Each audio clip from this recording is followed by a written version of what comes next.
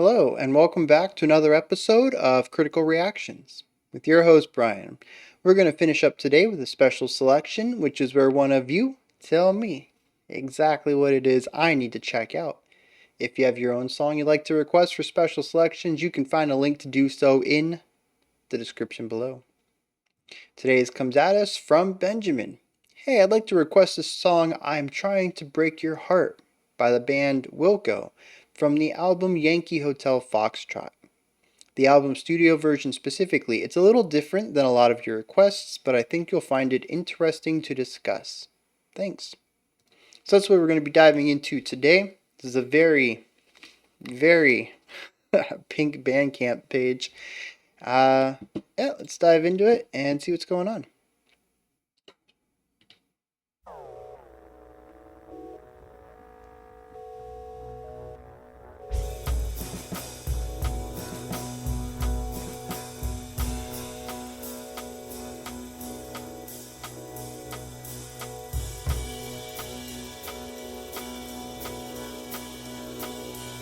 The way that the two sides are just kind of waving in and out of each other, it's very blurry.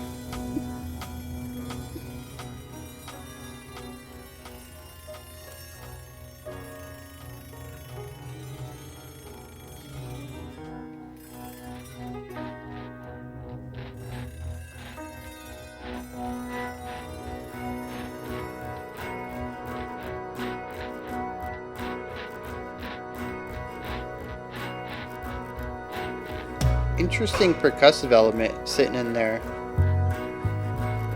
A little bit of bass trying to come in. I am an American aquarium drinker, an assassin down the avenue. I'm hiding out in the big city blinking. What was I thinking when I let go of you? It's very dreary, but it's very disjointed.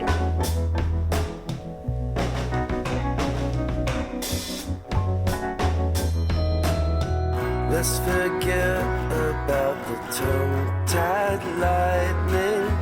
Let's undress just like cross-eyed strangers. This is not a joke, so please stop smiling. What was I thinking when I said it didn't hurt?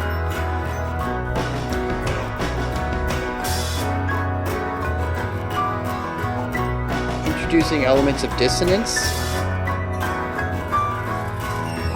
I wanna grab through those brown eyes dreaming, take you from the inside, baby, hold on tight. You were so right when you said I've been drinking. What was I thinking when we said goodnight?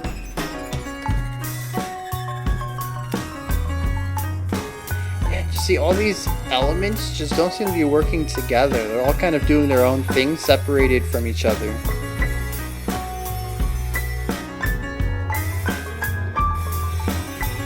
Rhythmically, tonally, there's just a huge divide between all of these musical ideas. I wanna hold you in the Bible black pre-dawn. You're quite a quiet domino. Bury me now. Take off your band-aid, cause I don't believe in touchdowns. What was I thinking when we The alternating ear shakers, interesting.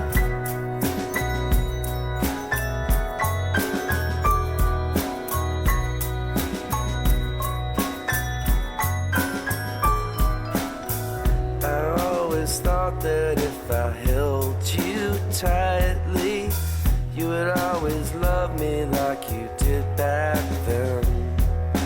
Then I fell asleep. We brought in the phasing idea from the intro. Blinking.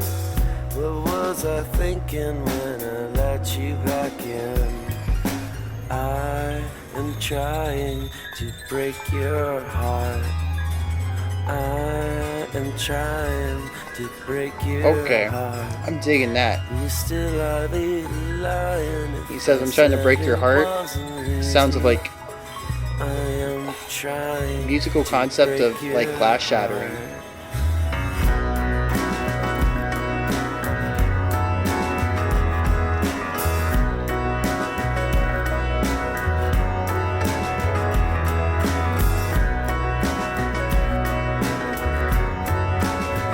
Finally, I think for the first time, everything's just really working together.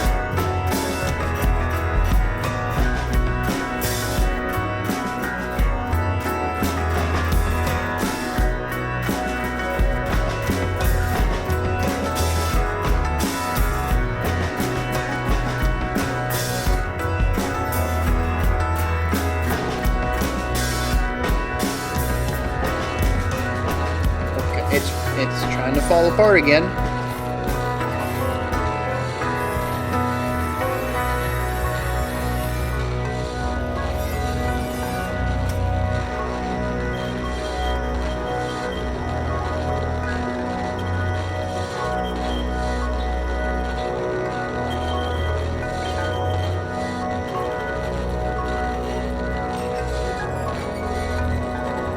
Disposable Dixie cup drinking, assassin down the avenue.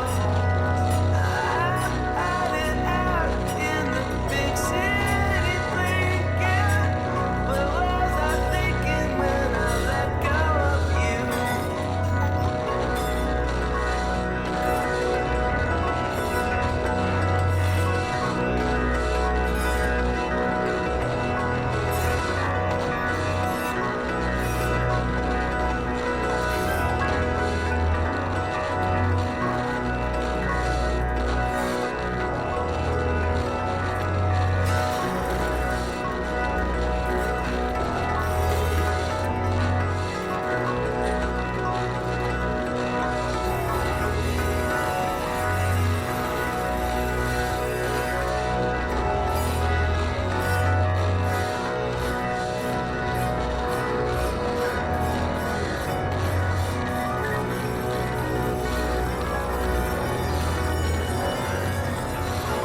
Was you? I'm the man who loves you.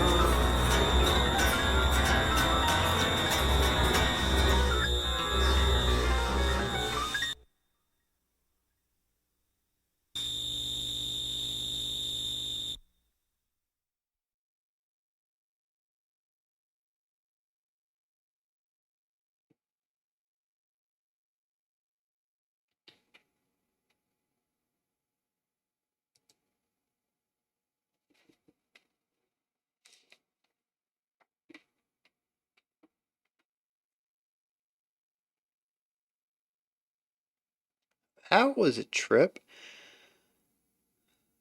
Before we move into anything, I want to talk about that part where you said, I'm trying to break your heart. And we had like the xylophone and some other sounds, and they were all descending, right?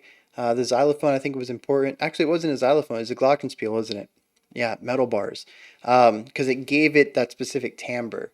And all the instruments were falling in pitch, indicating like when you break something, right? It smashes into pieces, and the pieces are now affected by gravity, right? It's not being held into a single form, it falls apart.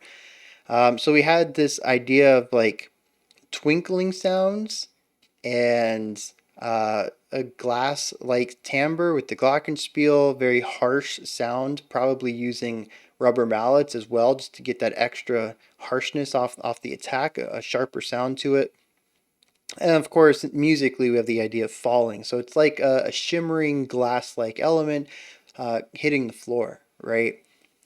Beautiful. Is there a term for that? Like when you do something lyrically that applies to the music. Oh, wait, no, this is word painting, isn't it? Yep, that's exactly what it is. It's word painting. That's the term for this. For some reason, I was thinking it was the opposite of word painting, but it's not. So, yeah, beautiful use of word painting. In fact, I'm going to say a lot of this has word painting in it judging based off of just a couple of lines I picked up, but we'll see what's going on. In the least, though, this is certainly an artistic display of kind of enveloping avant-garde techniques to create visualization of auditory sounds that go along with the lyrics. Like, it's definitely art pop, avant-garde, experimental stuff, where it's not so much about the music theory, it's about the emotions that the sounds are creating, or the visualizations that the sounds might force a listener to see. So, where do we begin with this? Most of the song, it feels linear, right? We have these short pockets of words with instrumental bits between them. And the words, the lyric parts, tend to have the same acoustic guitar 4-bar chord progression underneath them. I think there was one part where the guitar wasn't present. I'm real curious about that. What decisions went into that, because it's there everywhere else, right? It's the mainstay. It's the foundation. Everything is built on top of it, and there it's not there at all. So if I listen to this again, that would be something that I take note of. What words specifically are being said, but the story is there at that moment that the guitar would not be present, because it's a very intentional design, or a very intentional decision, I think is the word I want. It's present everywhere else. So we have this foundational idea of vocals, and you know what this reminds me of, though? It's very Tom Waits. A bit more. Well, it kind of mashes up some of the like some of his vocalist and piano stuff that he does, where he just kind of takes a simple idea, vamps on it for a while, and tells a story lyrically, where the music kind of applies to the lyrics, and pairing that with something like Hell Broke Loose, where we see a lot more of atmospheric concepts that helped drive the story home. Not necessarily adding more musical components, but adding more sound that tells the story musically, or auditorily is the word I want. Yeah, this reminds me a lot of Tom Waits, where we have the simple concept of 4-chord progression on a very accessible instrument. Tom uses the piano often. Here we have an acoustic guitar. We have vocals above that, and that pairing is everywhere. But we also have all this atmospheric stuff representing around it, or appearing around it, that represents concepts in the lyrics.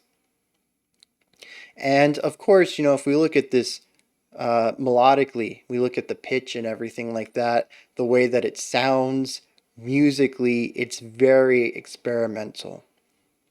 And what I mean by that is, aside from the acoustic guitar, which for the most part is played like an acoustic guitar, like you would expect it to be played, the chords progress in ways you would expect them to progress. There's nothing really odd in the vocals or guitar work. Everything else introduces oddities that disrupt a core idea, theoretically, in music theory.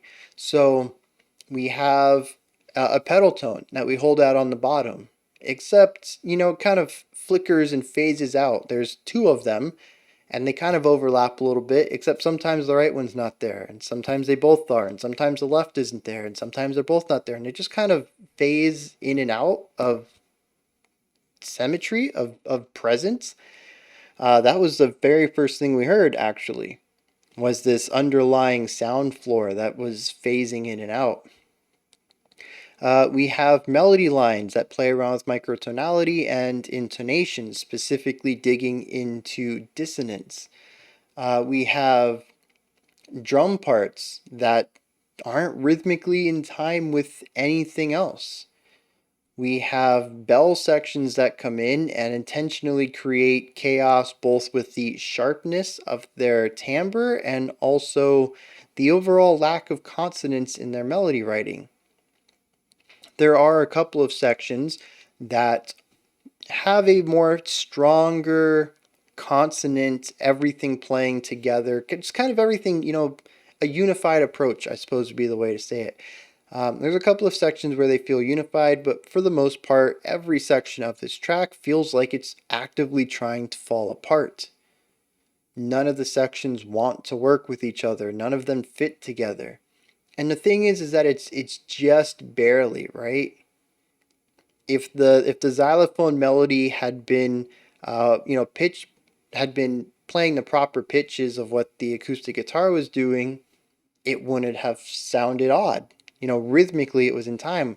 When we look at the drums, the core concept is there. We just need to tighten up the playing to land on downbeats, right? To emphasize the same beats that the vocalist is doing, yeah? Or even just to provide a metronome on the rhythm, the pulse that the vocalist and the guitar are playing. Instead, the drummer seems to be in its own tempo, a wildly shifting tempo, sometimes speeding up, playing faster than the guitar, and sometimes playing slower. You know, and that's what I mean by the experimental bits, is that the parts that are being presented are mostly sound additions. They're layers that would add and support. They would add support to what's already being played. And instead, they are actively fighting against what is being played. They're creating dissonance, not just tonal, but also rhythmic. They're also just kind of being disruptive in all manner. Even like I said, the xylophone timbre itself is extremely sharp, right? I don't know what instrument they used for it. I think I keep saying xylophone, but it is a glockenspiel. Um, I'm pretty sure it's metal bells. And they're not using yarn mallets or anything that would soften up the attack, that initial hit when the mallet strikes the bar. They're utilizing metal bars with what I'm going to assume is rubber mallets, and it's a very sharp, uh, grating sound, especially to hear it over and over, mixing with the fact that it's dissonant tones. The notes that they're hitting are not in line with what the guitar and the vocalist are laying down, so it is just disruptive in every manner of it. I don't think anybody could listen to this and say that it's a wholly unified experience. You might find beauty in this for sure. Um, and you might think it's a gorgeous track, but I don't think anyone would say this is a consonant song. I don't think anyone would say it's a unified song. It certainly feels like every instrument is trying to tear the song apart, and the guitar and the vocals are trying their best to hold it together, and everything else is just like, no, let's disrupt it, let's tear it down. And in that, like I said, I find a strong appreciation for the artistic use of the instrument. It's not about trying to find specific emotions through chord progressions or accidental notes or anything like that. It's about creating specific vibes using any tools that they have. And those tools include playing out of time, playing the wrong key, microtonality, playing the wrong notes. It's not afraid to use the dirtier or the nastier or the less beautiful aspects of music creation to do it. Um, and I think it's gonna be about it. Yeah, because like I really wanted to talk about the individual aspects. Each grouping of lyrics were accompanied by its own section, right?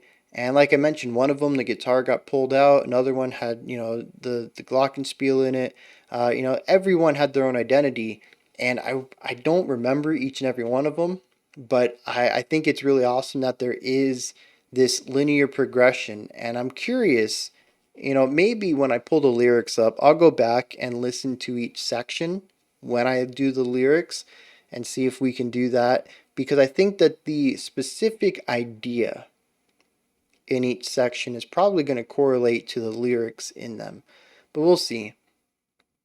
I think the last thing I want to talk about though is that when the song opened, I said it was kind of dreary and blurry, and a lot of that's just because of that pedal tone that was kind of phasing in and out. But I thought that was a really interesting way to start the song. It's almost like opening your eyes after a long night. Maybe you didn't get any sleep. Maybe you're hungover and you wake up though, and your body's not ready to wake up. Your brain's not ready to wake up. Your eyes are certainly not ready to wake up. But you gotta get up for whatever reason, and everything's just kind of blurry, and your body feels like it's a bit lethargic. You have control over it, but it's just kind of kind of dragging behind your intentions. Your brain feels fuzzy. That's what it feels like, waking up when you really, really did not get enough sleep. Very cool how they created that vibe just with sound. I don't even know if I can call it music. I mean, yes, it's music, right? But not traditional components of music.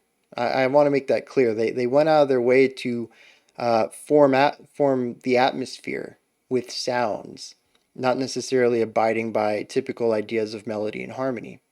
Very, very cool. Thinking outside the box. They did a fantastic job with it. So let's dive into some lyrics here. And yeah, as I suspected, they call it 6 verses and a refrain, but the refrain is also a 4-line stanza. It just doesn't follow the pattern that the other ones do, it looks like.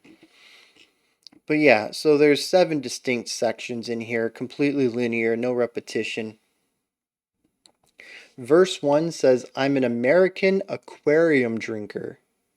I assassin down the avenue. First of all, love the alliteration.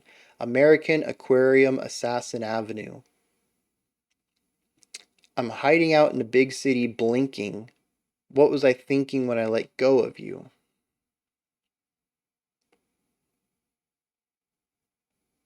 I mean, the last line makes sense, right? It's probably some sort of a relationship. There's definitely a you, there's another person.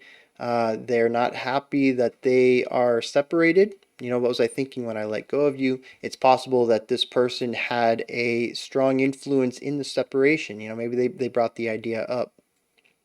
I don't know the particulars of the relationship yet. It could be platonic, could be friendly, could be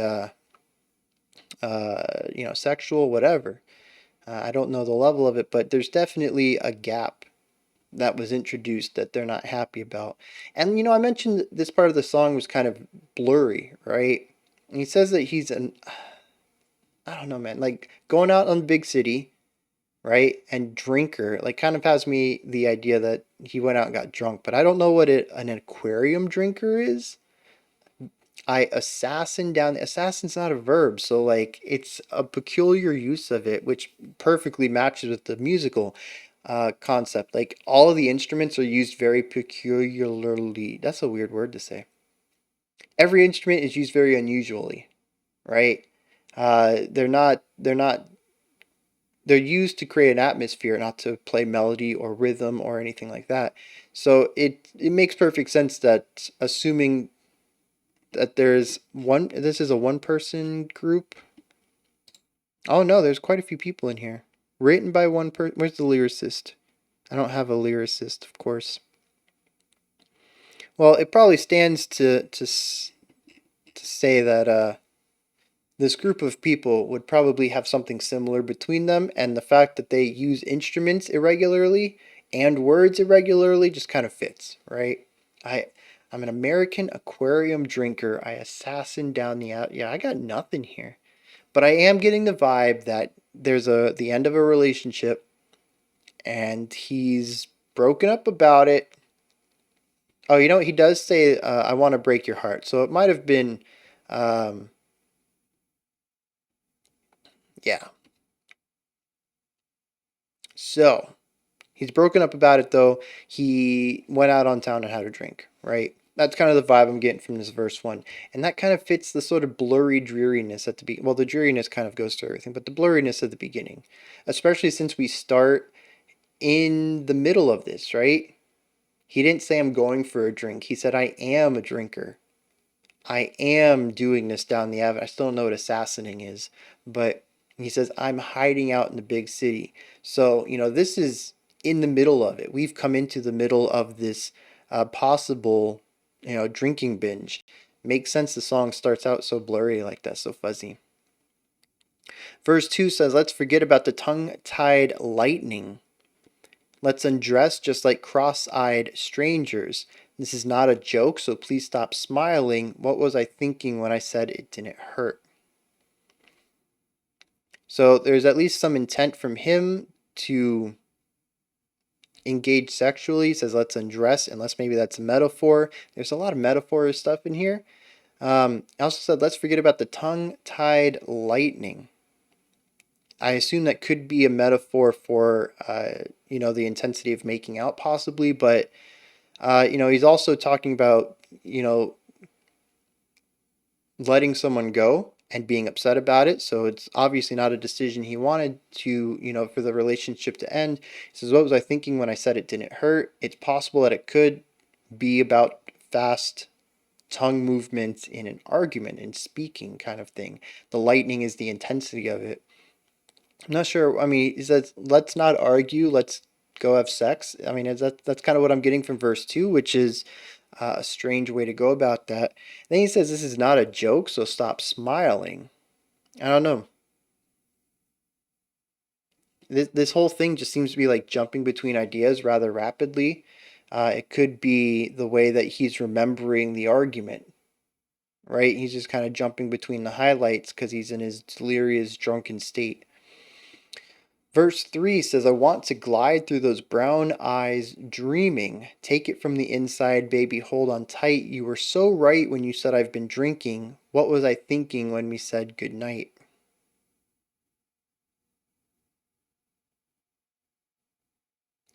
Yeah, I got, other than being lost in someone's eyes, maybe he wants that happiness again. He wants to get lost in the eyes.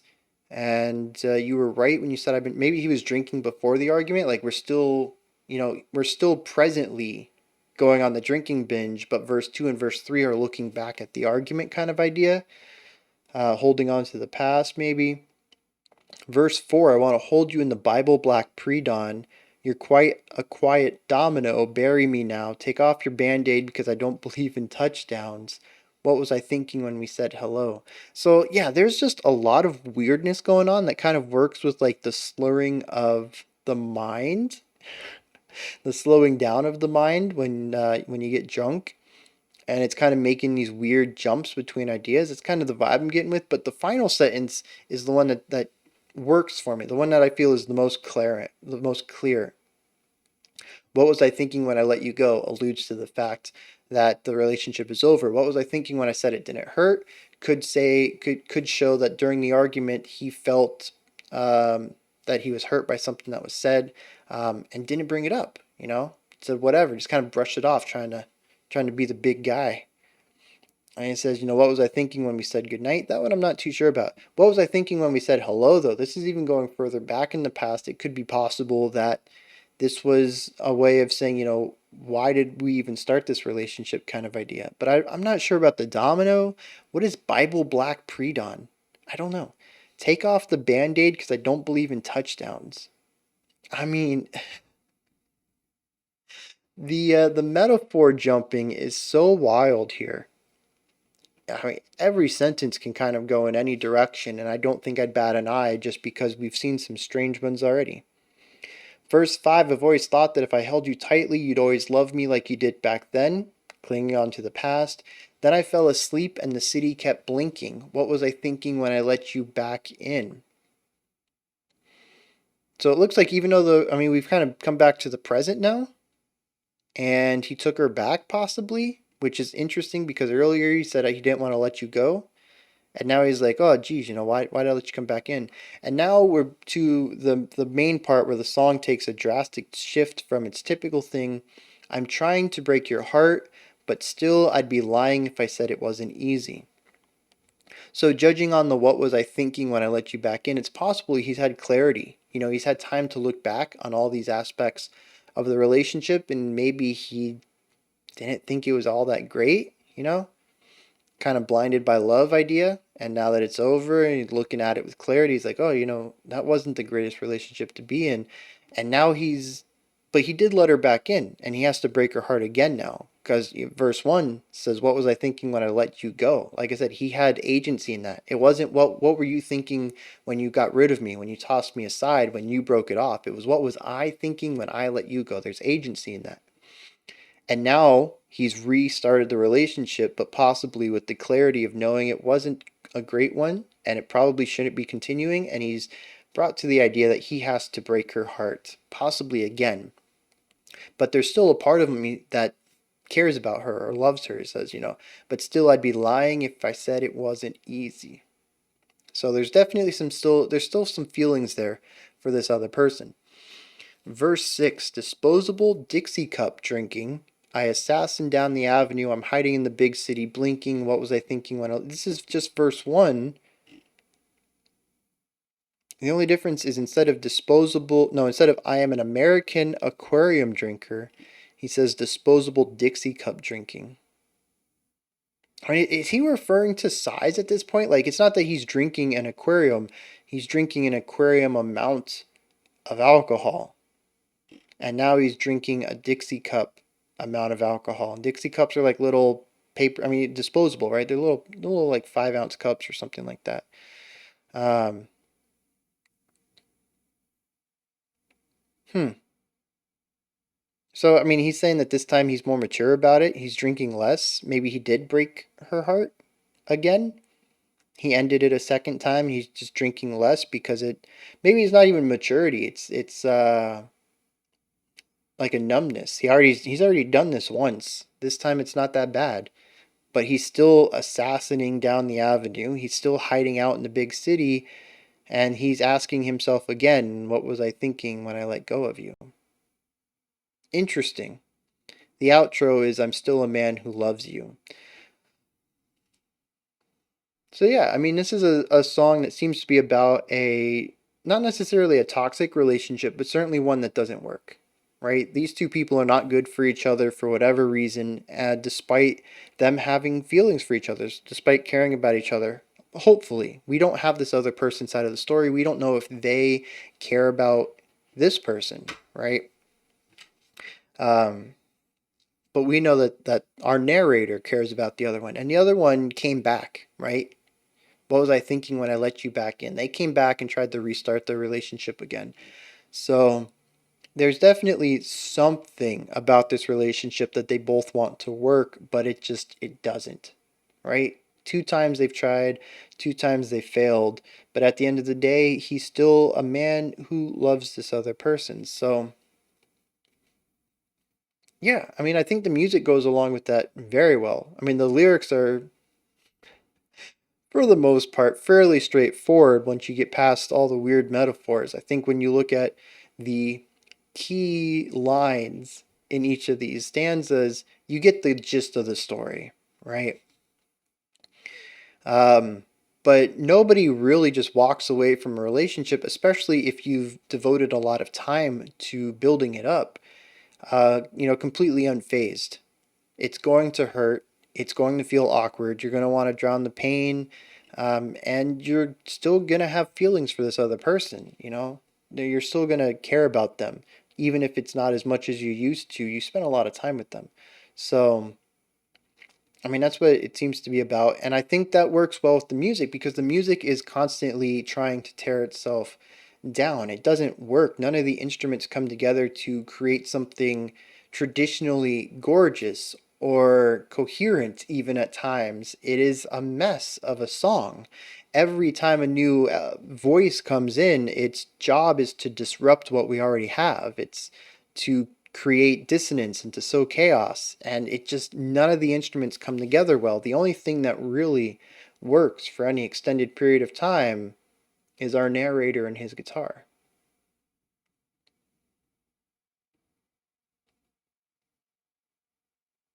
And it's a tragic song. I think it really is. But, I think there's also a bit of maturity in it, right? To understand that you can care about somebody and have feelings for them and still understand it's best to stay away. That the two of you together are only harming each other, right? You're not good influences on each other's lives, kind of thing. And I think that's what's kind of realized there at the end. Still a bit upset about the end of the relationship, but not drinking as much about it, possibly showing self improvement, and still understanding that the feelings are there, but we have to move on, right? So, yeah, interesting track there. Those are my thoughts on what is this song called? I'm Trying to Break Your Heart by Wilco. This is where you guys come in. Hit me up in the comments. Let me know what you thought of this one. If there's anything that stood out to you, anything that you want to add, anything that I completely missed, go ahead and let me know. Above the comment section is a description box, and in there is a link for Linktree. Takes you to this menu right here, has everything related to the channel. You can pick up some merch, join the Patreon, submit your own special selections, follow me on Twitter, join the Discord community. There's just a bunch of stuff. Go ahead and check it out. Above that, if you could, like, subscribe, and ring the bell. I greatly appreciate all three of those. All right, that wraps it up for today. We'll be back tomorrow with our penultimate hip hop track and our final special selection for the week. Until next time, remember to be critical but not cynical of the music you listen to, and have a fantastic morning, afternoon, or evening whenever you choose to watch my videos.